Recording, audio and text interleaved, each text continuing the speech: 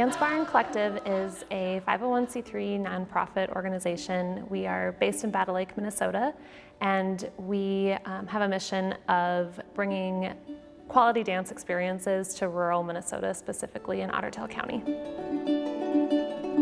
Molly had moved back to Minnesota and I had moved here newly as in the Twin Cities, and we both wanted to do something that was in dance and had some impact on community and artists. I knew immediately that this idea would work because of just the people who live here. We do all types of projects. We do artist residencies. We do a lot of community programming, whether it's community events or dance classes or performances that all involve community members of all ages and abilities.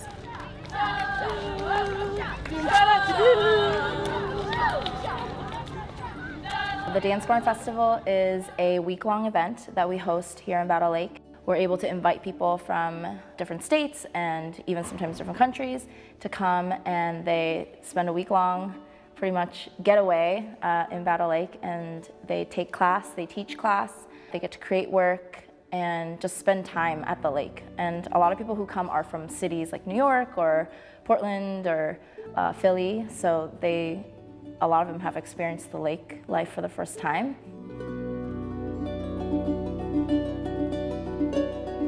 The Dance Barn Festival was always an idea that I had had, or maybe just a wish that my two worlds could collide, that the professional dancers that I knew could also see the town that I love and where I'm from. And those two special things combined into becoming the Dance Barn Festival.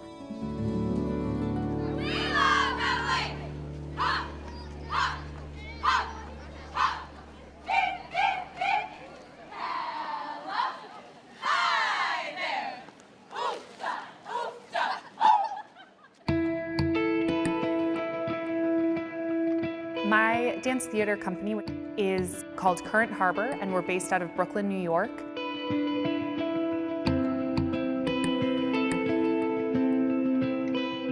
All of the work that we do involves dance, music, and historical storytelling. I came to Dance Barn last summer, and I was sent here by National Choreography Month, and that's how I met Molly and Ayumi. And one night we were just chatting and talked about how it would be really fun for my company to come to Minnesota in the off-season, not in the summer, and work on a collaborative project together. We started talking about what would make the most sense for us to do here in Battle Lake with Dance Barn, and we landed on making a screen dance. I had always wanted to work on a dance film together with Annalisa. This seemed like such a good opportunity to do a site-specific piece. The thread that we started with, and the thing that we sort of wrote at the top of the film treatment, was to tell a story about how dance can bring community together. And so we brought that idea to Molly and Ayumi, who were like, oh, well, we have a couple of options. One of them is like literally this totally unique and utterly perfect site-specific space. The Kirkbride, which was formerly a mental hospital built in the 1800s, a site that is physically very beautiful, but then also within the context of the past, present, and future is very relevant to the community right now. So we thought it would be a really exciting opportunity to use that space and to engage the community in this kind of artistic endeavor collaboration. At the beginning of our residency with Dance Barn, the first night we were right here in the community center, and we had a hot dish competition, potluck, and it was a really wonderful way to introduce ourselves to the community and also to hear all of their stories about the Kirkbride.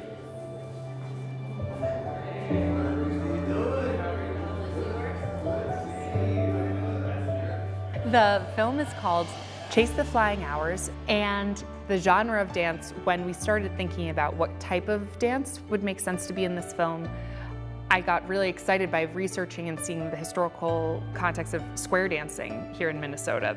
There's a very rich history of people square dancing, and that continues on. So I used that and used some traditional square dancing movements to inform the choreography.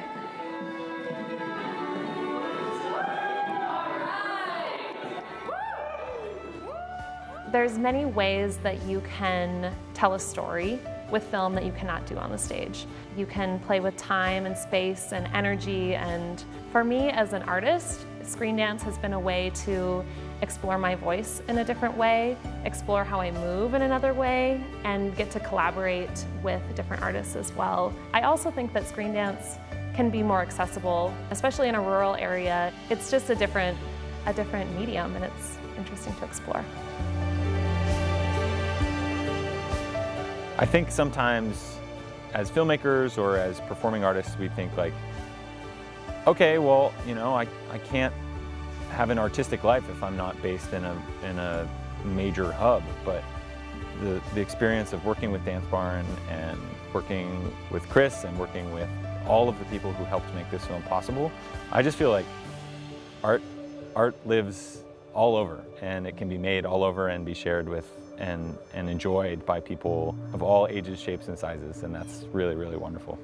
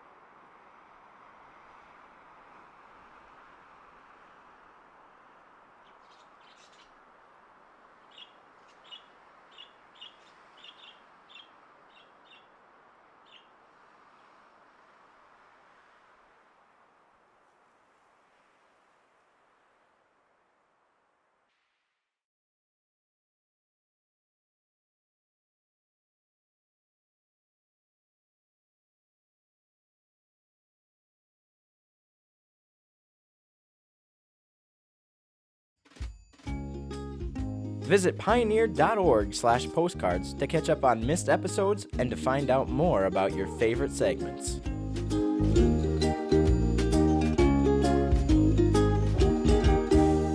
Postcards is made possible by the Minnesota Arts and Cultural Heritage Fund and the citizens of Minnesota. Additional support provided by Margaret A. Cargill Philanthropy, Mark and Margaret Yackel-Julien on behalf of Shalom Hill Farms, a retreat and conference center in a prairie setting near Windham, Minnesota. On the web at shalomhillfarm.org. Alexandria, Minnesota, a year-round destination with hundreds of lakes, trails, and attractions for memorable vacations and events. More information at explorealex.com. The Lake Region Arts Council's Arts Calendar, an arts and cultural heritage funded digital calendar showcasing upcoming art events and opportunities for artists in West Central Minnesota. On the web at lrac4calendar.org.